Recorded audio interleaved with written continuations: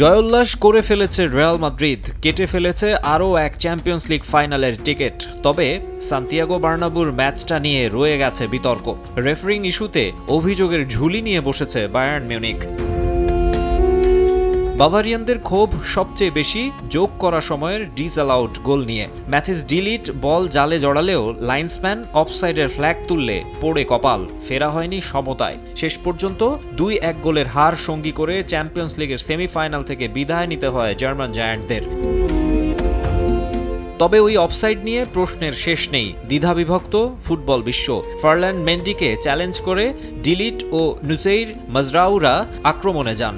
সে সময়ই হুইসেল দেন রেফারি। তবে একই সময় থমাস মুলারের হেড থেকে বল পেয়ে ভলিতে তা জালে জড়ান ডিলিট।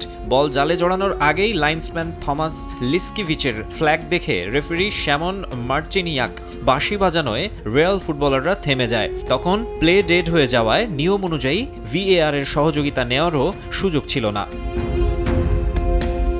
ব্রাইট লক টেকনোলজি সাধারণ পাউডারের তুলনায় দেয় দ্বিগুণ উজ্জ্বলতা। রিন অ্যাডভান্সড দেয় দ্বিগুণ উজ্জ্বলতা। গোলবঞ্চিত হয়ে তাৎক্ষণিকভাবে মাঠেই ক্ষোভ প্রকাশ করে বায়ার্ন মিউনিখ। বার্নাব্যু ছেড়ে বের হওয়ার সময় উত্তেজিত হয়ে পড়েন সমর্থকরাও।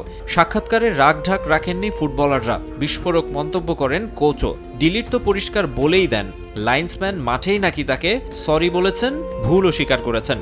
মুলার তো বলেই বসেন, মাদ্রিদের বিপক্ষে খেলা হলেই এমনটা হয়। এর আগে ক্রিস্টিয়ানো রোনালদো থাকাকালীনও ভিকটিম হয়েছিলেন দাবি এই জার্মানের।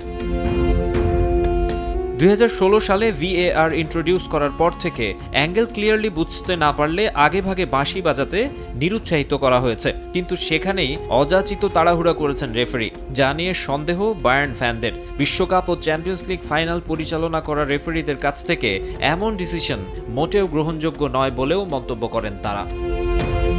মাকসুম আলম খান, সময় সংবাদ।